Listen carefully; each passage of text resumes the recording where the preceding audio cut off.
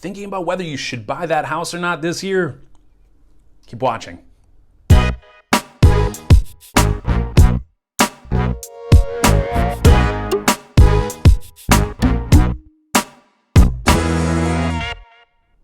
everyone, welcome to Minneapolis Living. I'm Nick Sundahl with Ache to Homes of Keller Williams Classic Realty Northwest. Before I get into whether you should buy that house or not, hit the subscribe button. When you're there, ring the bell so you're alerted every time I upload new content each week. Long and short of it is, it depends. It depends on where you are in life and where you are financially in life. Now, maybe you don't have enough money for a down payment. And the first thing I will say is you don't necessarily need 20%. There are a lot of programs out there in which you can buy a house for little and sometimes no money down, depending on the program and depending on what kind of buyer you are. If you are in a lifestyle where you travel the world or the country and settling down is not quite right for you, then buying a house really doesn't make sense. Now, if you want to get into the investment side, that's a different conversation for a different time. But making sure you know where you sit in the process is huge. The first step would be talking to a loan officer. They're going to be able to paint that picture for you of what it's going to cost you, what kind of buyer you are, and more importantly, what kind of budget you might have when going out shopping for a house. And the biggest hurdle I've heard from all of my clients is, well, do I really shop it? I don't want to hurt my credit. Well, I've got great news for you. When you shop mortgages, credit bureaus don't really care. This isn't like opening up, 5 or 7 or 10 credit cards and having a bunch of revolving credit of high interest debt. We're talking about buying an asset, and that is a benefit to your credit because it only helps your financial stability over time. So when shopping for a mortgage, don't worry about your credit so much because that can really not do too much damage.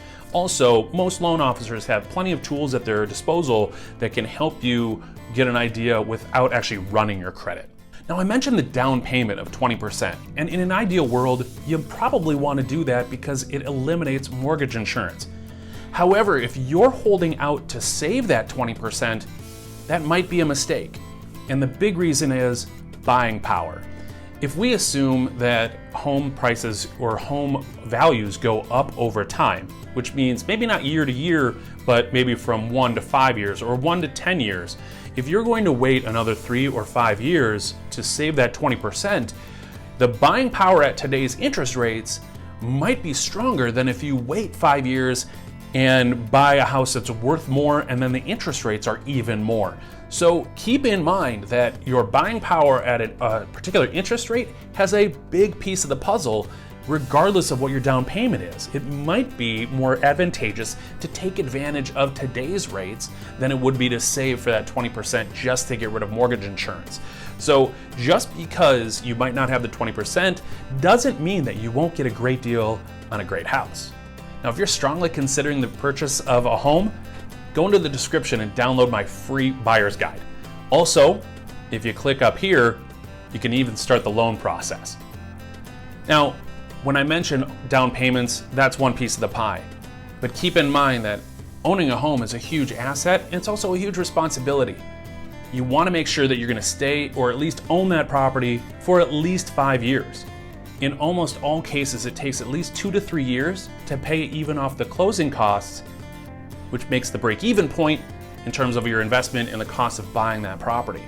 And that doesn't include any market variables that might come into play if there happens to be a downturn. But the longer you own the home, the better off you'll be. Whether you actually own or occupy it or rent it out, that asset will most likely accrue value over time as well as pay down a lot of principal, which gives you instant equity for your long-term financial health. So if you have any additional questions, I would love it if you reached out. You can call, text, email, hit me up on social media, but I'd love to start that conversation with you. This is Minneapolis Living. I appreciate you watching, and I'll see you next time.